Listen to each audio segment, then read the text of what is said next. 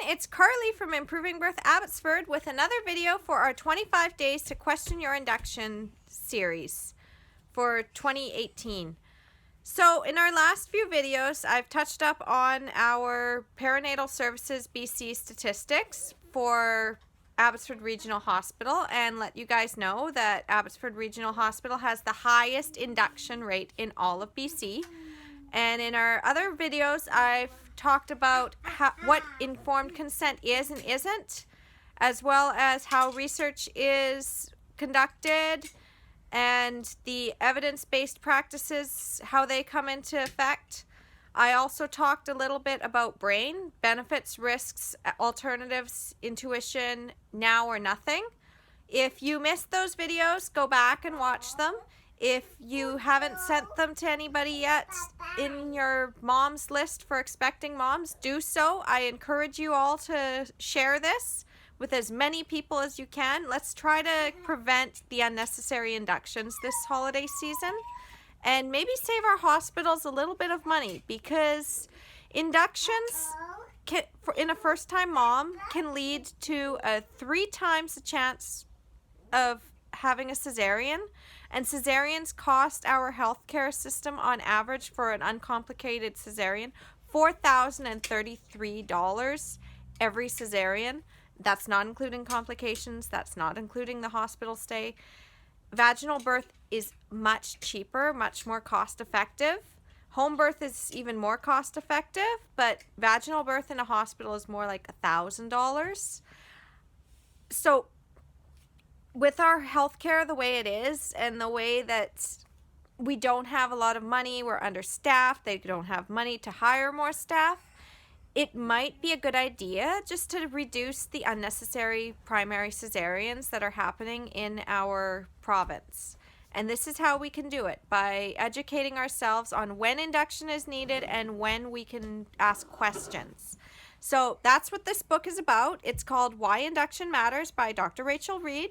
You can get it off of her blog if you go to Midwife Thinking, and you can order it online.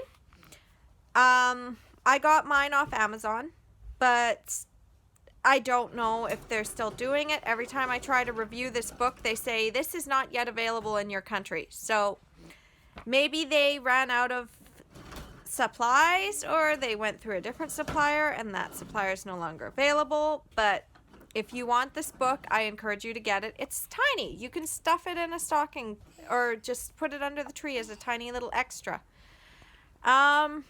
So I'm going to just dive right in. I missed a chapter. Hi, sweetheart. I missed a chapter in our making decisions about induction.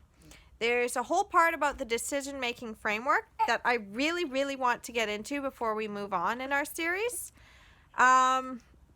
It works on the same line of brain, but it's a little bit more involved, and it takes into consideration more of what we've been talking about. So one of the things for making your decision-making framework is consider the reason that induction is being offered. So is this a complication, or is it a variation? Do you have preeclampsia? Do you have hypertension? Do you have gestational diabetes? Is your baby, do they have an intrauterine growth restriction? Or is it a variation? Is it that they think that your baby might be big? Is it that you have twins? Is it that you are an older mom, like over 35, but that's not really old? But according to the way that Perinatal Services does things. Hi, sweetheart. Can you go play, please? The way Perinatal Services BC does their statistics, you can tell that a lot of women 35 and older are having more cesareans, and more inductions are likely being done if they're not just jumping straight to the cesarean. Please sit down. Honey, Mommy's on the phone doing a video here. Okay? I need you to go play. Sorry about that. My daughter is very, very hyper this morning. I already attempted to do this video once, and she was wanting to play, so I needed to pause and play with her. But she's had her 15 minutes, so she can go play. or she can sit here quietly. Back to the book. So you want to know if this is a complication or variation of your pregnancy. And small for gestational age is not the same thing as an intrauterine growth restriction. My son was small for gestational age. But with monitoring, we were able to determine that he wasn't an IUGR baby, an intrauterine growth restriction. So I chose not to induce. So I would say that would be more of a variation, especially since I'm a very small person. So I likely wouldn't have had him growing at a steady rate the whole pregnancy. I even measured smaller with her, but by that point I already kind of knew my body, and I knew that when my babies drop, I just measure small. So I wasn't concerned that time, and we didn't go for any ultrasounds because we didn't need to, because we knew that she was going to come out fine. Michaela, I'm reading this book right now. I'm not reading that book. I just played with you. Please go and sit down. So then you want to look at what are the complications associated with your situation. So if you have hypertension and you have gestational diabetes, those are two complications, and they can lead to more adverse outcomes. But you also need to look at the quantitative numbers, as I've spoken about in the last video on informed consent, and then apply it to your own situation. If you have gestational diabetes and it's diet controlled and your blood pressure isn't unusually high for you, then that may not be the same as somebody who's got really high blood pressure that's not normal for them at all, and that they have uncontrolled gestational diabetes. Those complications that associated with that condition would probably be more adverse than if it's diet controlled. And if you happen to have overdue pregnancies, then that's not really a complication for you. That's the variation of pregnancy, and it may be completely normal for your body. Or you may be going overdue because of another complication. So you basically have to look at what your individual situation is and consider it from there. And then C is, will inducing your labor reduce the chance of this complication? So if you're looking at just high blood pressure, well, inducing the baby will lower your blood pressure, yes, but it can also lead to a cesarean. So you want to look at it as like, well, I only have high blood pressure and I don't have any other symptoms yet. Do I want to induce? Or do I want to wait and see if something else comes up that makes it more likely that I need to induce? Or if it's a variation and you're just going overdue, you want to look at, well, how old am I? What's my history of my pregnancies, if I've had pregnancies before, if I've had miscarriages before, and am I willing to risk that 0.3 chance of stillbirth? If you have other complications on top of the variation of pregnancy, you would also factor those in. So will inducing reduce that risk? And would it be worth it for the other risks? So then you want to, number 2 is consider the experience of induction. So what were your thoughts about labor before the induction was offered? In my case, I was very clear that I wanted a home birth with my first. I wanted a completely physiological birth. I was very, very interested in having a physiological home birth. I didn't want to go to the hospital. I definitely didn't want an IV. I definitely did not want a C-section. So when I was told that I may have to induce my baby, I burst into tears.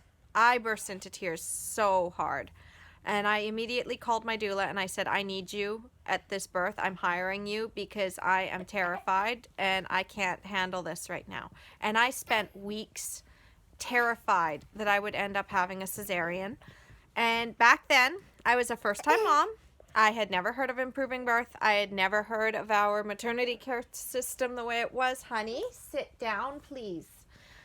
I had never heard of my maternity care system the way it was before. I didn't know about our induction rates. I didn't know about our policies. I felt that I would have no choice. I kept asking if I could have a home birth, and I kept being told the same thing. Well, he may not tolerate labor well. Well, you may end up in a cesarean. So I caved, and I decided I'd have a hospital birth. But I still had in the back of my mind this idea that I would just stay home and labor as long as possible and have an home birth baby. Unfortunately, I also thought that I needed to be checked in labor, and I called the midwife. She said, no, you have to go to the hospital. So if I had known that I didn't need vaginal exams during labor and I could have just labored at home, I might have had him at 40 and 6. I might have been able to relax enough to do that, and I could have had a birth very similar to hers. Kayla, sit down, please. Mommy is on the video doing something. So my thoughts were very clear that I wanted a physiological birth. So induction was not on the table for me at all. So if you had particular preferences and expectations, you want to consider those. How will the induction process alter your previous expectations about your labor? Well, it's going to be more painful. You're likely going to have an IV if the prostaglandin gel doesn't work on its own. They're going to break your water if it doesn't break on its own. And all those things are going to be different than a physiological birth, because my physiological births, Kayla, down. Why are you doing this right now? No, down. Down. Here, hug. Hugs loves babies. So physiological birth is much different than an induced labor.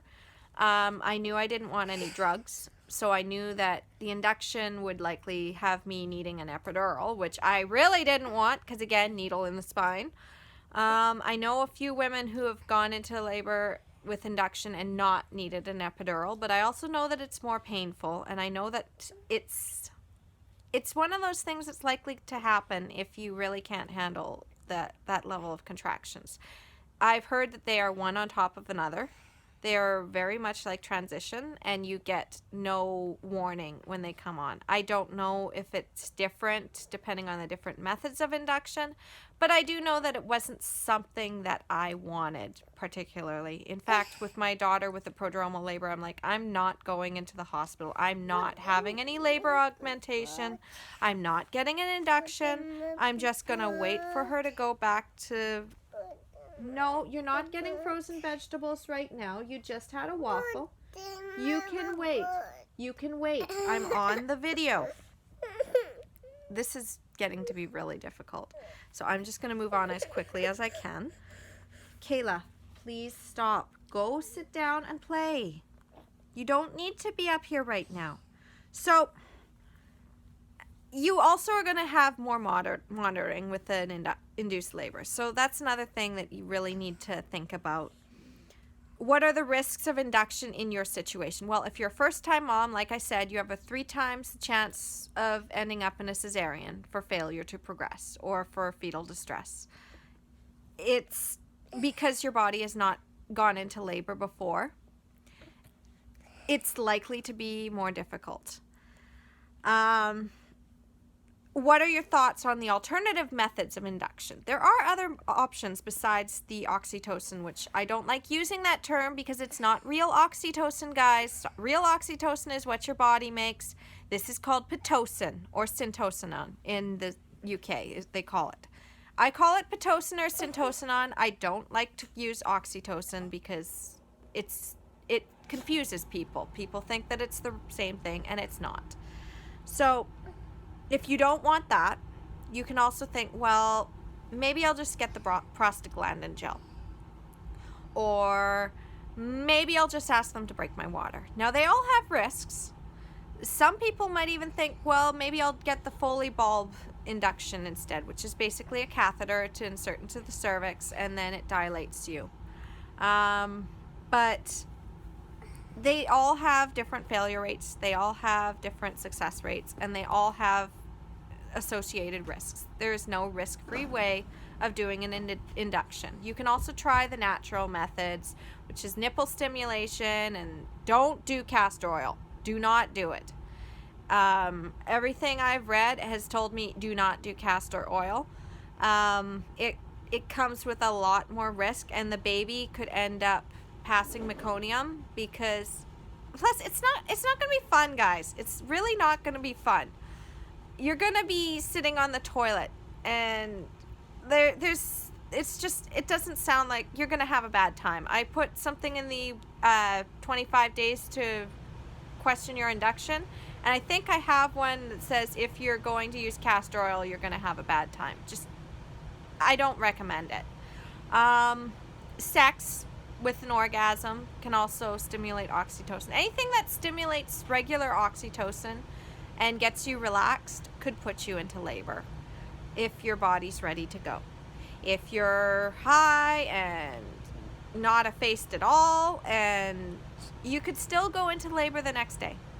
Signs of labor aren't really, it doesn't guarantee you're going to have your baby, because I can tell you right now, I had a 24-hour early labor with my daughter, and my cervix did not change until about 6 o'clock at night, and then it closed right back up. So I went from 6 centimeters all the way back to 3, and then my labor stalled. So it's not a guarantee. So if you're doing cervical checks to find out when you're going to go into labor, you don't need to do that. If it's just going to discourage you and think that, well, you know, I've been saying that I have signs of labor, or I have no signs of labor and there's no baby, that's just taking away your confidence. And you really need confidence, and you need to be relaxed, because oxytocin does not work with adrenaline. Adrenaline stops oxytocin. So you want to look at the risks for your situation, as I said, and what are your thoughts on the alternative methods, and then consider the alternative options to induction. There are other options. What are the risks to waiting for spontaneous labor in your case? Is there anything you can do to reduce these risks? So if you are a second-time mom and you're just going past your due date, you can consider to do membrane sweep to reduce the risk of going to 42 weeks. Or you can choose to take some evening primrose oil. Or you can choose to have lots of sex. That's always a fun one. Or you can do nipple stimulation. Some women, they will take the breast pump and they will pump on each side until they stimulate contractions. That can work too. It didn't work for me with my son. It was just annoying and brought on a lot of prodromal labor. So again, baby has to be ready to come. If baby's not ready to come, none of these methods are going to work. But you can always try them. And we'll talk more about that in more videos, because we're getting to 17 minutes and my daughter really wants me to be there today. So will additional monitoring help with the complication, or identify a complication if it's a variation? So in my case, for gestational age, I chose to do the additional monitoring just because I wanted to make sure that my son was really okay and that he was still growing. That was my only concern. I wanted to make sure he was still growing and that he wasn't in any distress. And the non-stress test came up every single time with perfect numbers. He was a perfectly happy, active kid. And the ultrasounds were fine too. So I chose not to induce because I didn't need to. Then how do you feel about the additional monitoring? Is it going to reassure you like it reassured me? Or is it going to make you feel more anxious? If you have a care provider who is very, very opinionated about you going in for an induction and you're choosing additional monitoring, how is that going to affect you going into labor on your own? Because as I said, adrenaline does not work with oxytocin. It can actually keep the baby in. Because back in the wild, when we were still in our hunter-gatherer days, it wouldn't have done any good for us if a tiger was chasing us for us to go into labor. Because we need to be able to be calm, and we're just like other mammals. Stress is not going to put you into labor. What's going to put you into labor is to be relaxed. So if you're coming in for your alternative monitoring, and every time you're coming in for your non-stress test, that's completely fine, and you've got a nurse or a doctor in your ear saying, well, you know, you're going close to 42 weeks, you're going past 42 weeks, the stillbirth rate goes up, you really should induce, you need to induce, I know that everything's fine, but it could not be in the couple of hours. and they keep putting that doubt in your head, that's not a good thing. So you really need to decide, well, what's this environment going to be like? For me, my environment was very positive. My nurse kept coming in and being like, why are you still here? Why are you coming in for these all the time? Your baby is fine. I'm like, well, this is what the OB scheduled me as, and I'm not doing any OB consultations, but in the hospital, that's who it was that scheduled it. And the midwife keeps telling me to come in for these, so that's what I'm going to do. And one other midwife in the practice called me at 39 weeks, and she said, I'm so sorry that you've been going through all this. You can have a home birth, and, you know, your baby's probably fine. But as I said, with putting doubt in your head, there was another midwife, the one that told me that I needed to be induced and needed to possibly have a C-section for IUGR. She had been putting doubts in my head for over a month. And when my other midwife, the one that actually assisted in the delivery of my baby boy, when she told me that I could have a home birth, I thought it was too late, because I was 39 weeks. I could go at 40 weeks. I only had a week to get all that stuff, and I didn't have any of the birth supplies that I needed. And I thought, you know what, I'm just going to have him in the hospital because nothing can be done now. If I had known that I could go to 42 weeks or 41 weeks, or that I really could have just changed my mind, I would have changed my mind then and there. And I would have said, yeah, I'm going to have him at home. And I would have scheduled that visit. But I didn't know any of that. That's what it comes down to, is if you don't know, you don't have options. And you need to know that you have options, and you need to know what those options are. So how do you feel about additional monitoring? And what are your boundaries and thresholds for waiting?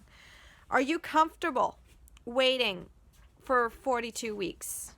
Are you thinking about inducing if you get to 42 weeks and nothing's happening? Would you consider going to 43 weeks?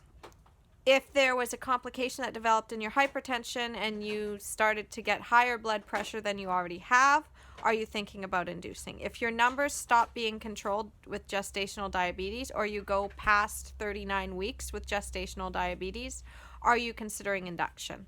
What's your level of comfortability? What level are you comfortable with for your risk? If your baby continues to grow past 42 weeks and you are suspected to have a big baby, are you comfortable with that? So it's more like, where is this line that I'm going to draw for myself?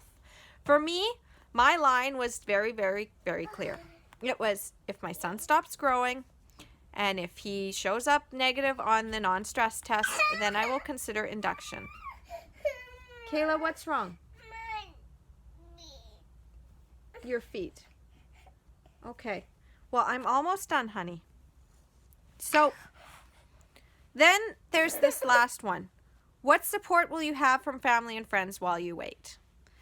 If you have a very supportive family and friends who are all going to be like, you know what, it's your decision, you can do what you want, I totally support you in anything you decide, that's a lot easier to deal with than having somebody who isn't supportive. My husband was my main support during my first pregnancy.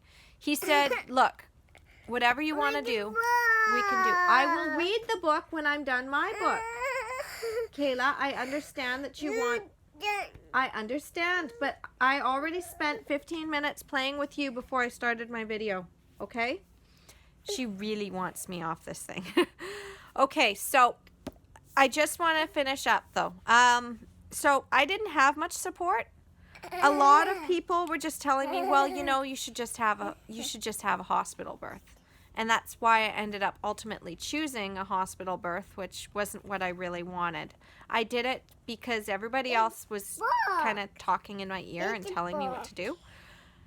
My second, I'd done Improving Birth for 2 years. I had read up on all of the physiology. I knew my rights inside and out.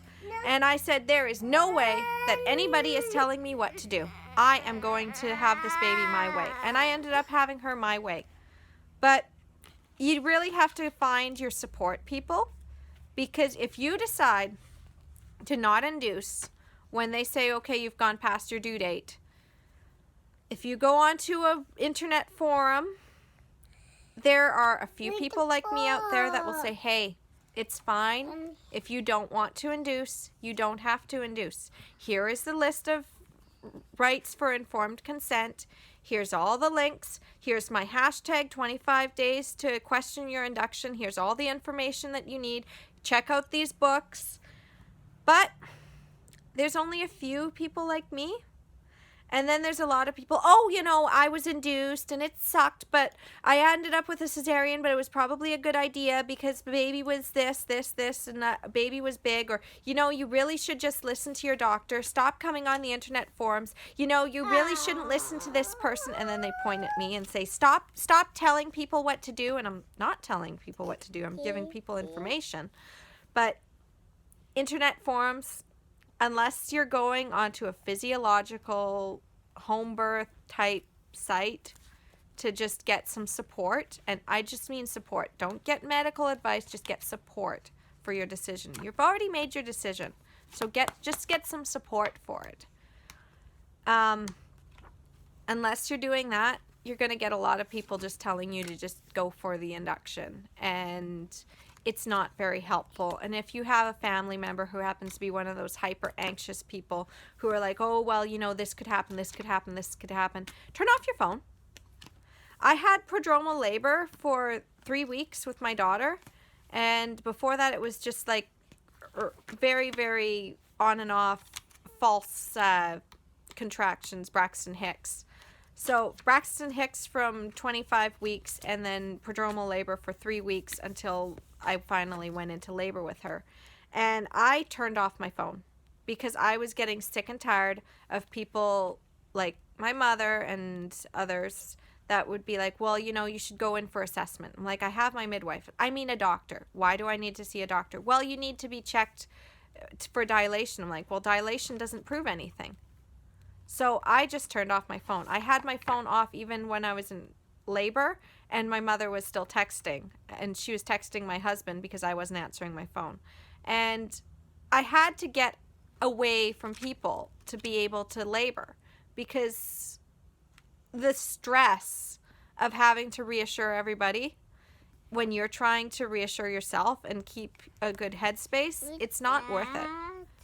If you need to get into that headspace, it is absolutely okay for you to cluster yourself in, turn off your phone, turn off your devices, just relax, close your eyes, read positive birth stories, think of positive birth affirmations, and remind yourself of the facts. It's like the stillbirth rate is 0.3% in my case, or it's 0.03%. Just look at your numbers, remind yourself that your baby is healthy, and just keep doing that if you don't have any outside support. But I encourage you, if you do need some outside support, you can talk to us. We're here. Just send us a message and say, hey, I'm 41 weeks and I'm being pressured in induction and I really don't want it, and I've read all the facts and I've decided I don't want it, and I'm getting outside pressure and I need some reassurance that I'm doing the right thing. And we'll be there for you. If you have nobody else, we will be there for you. I will be there for you. I'm usually the one on there a lot. Christine's on there too. Wendy's sometimes on there, but she's busy. She's got 4 kids and she's got a job and everything too. So she is a very, very busy lady. And Christine and I have 2 kids, but I'm here. Okay. So yeah, we're running late in time and I need to go and take care of my daughter now. But yeah, this is the end of the decision making. We will touch on complications in the next video. I won't go too far into it. Again, pick up this book and then you can read it all. I might even do some handouts in the future, but that requires me to do some writing and I need to be able to sit down at the computer to do that. So stay tuned, stay informed.